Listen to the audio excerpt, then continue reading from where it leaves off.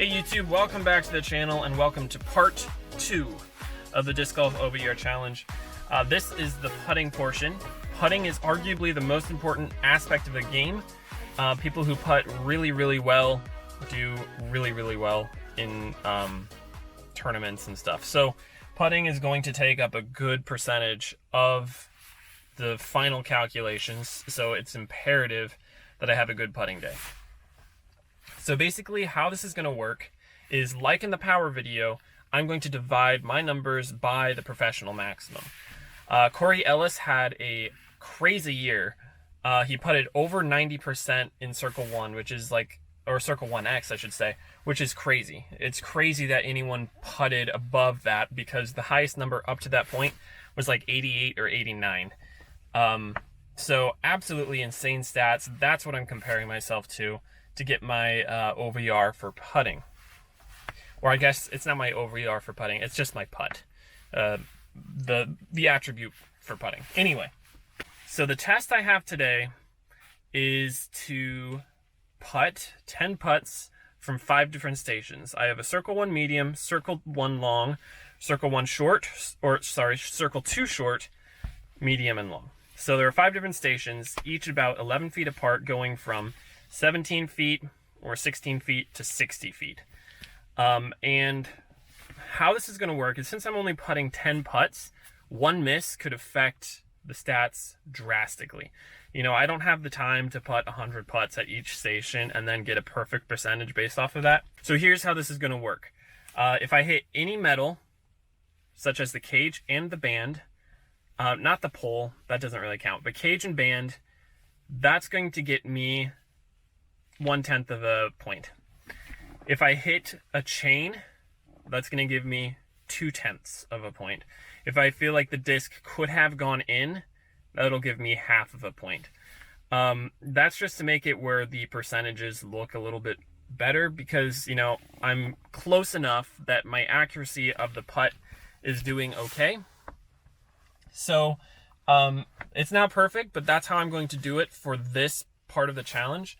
And then once I've completed and found the numbers for Circle 1 and Circle 2, then I'm going to average that out with my last 20 stats in UDisc, which would be my Circle 1X and Circle 2 putting over my last 20 games.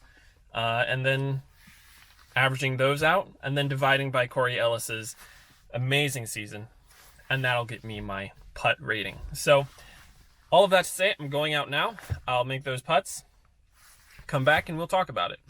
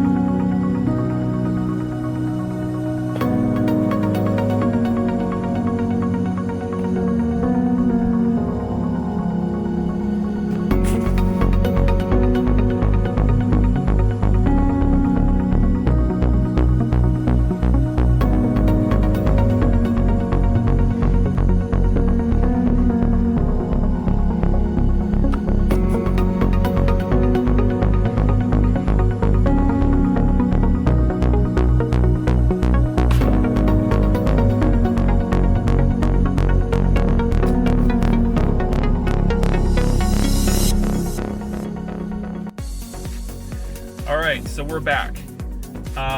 It didn't go great, but it wasn't bad. I'm not too unhappy with it. It's about average for me, I think, especially recently. My putting just needs a little bit more work to be really solid.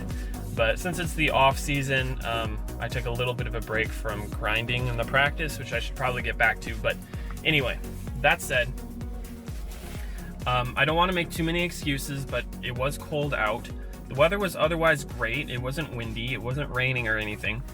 The ground was a little bit damp though from melting frost, and the cold weather kind of made the DX discs kind of slick, and that's all I was putting with was a DX cold. So I was having some grip issues, but that doesn't really account for all of the putts. You know, I'm not great putting beyond circle 2 short.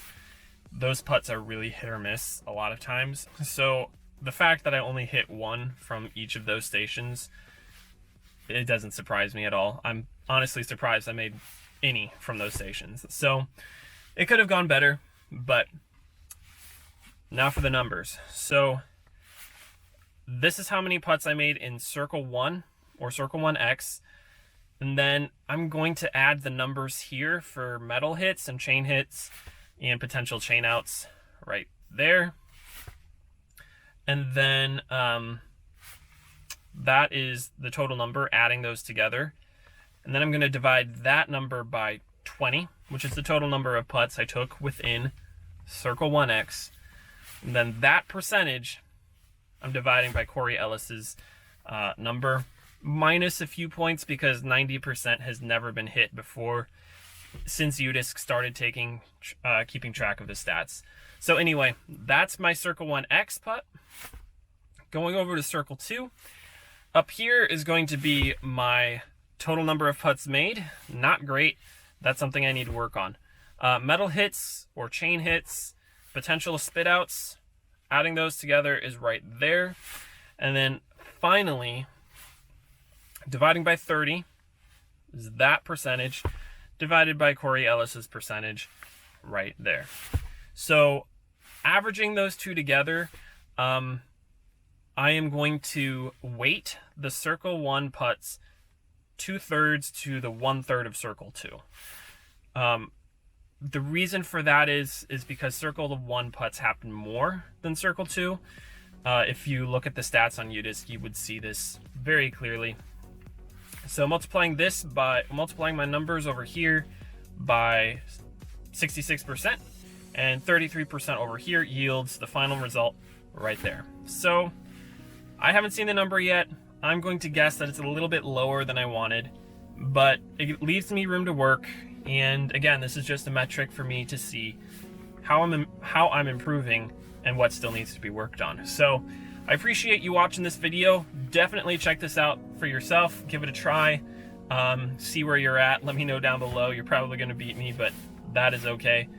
This is honestly, it was a lot of fun just training, kind of figuring out where I'm at and what I need to work on. So again, thanks for watching this video. Stay tuned for parts 3, maybe a part 4 as I figure out how to do the accuracy, because that's going to be a little bit of a doozy. So stay tuned for that.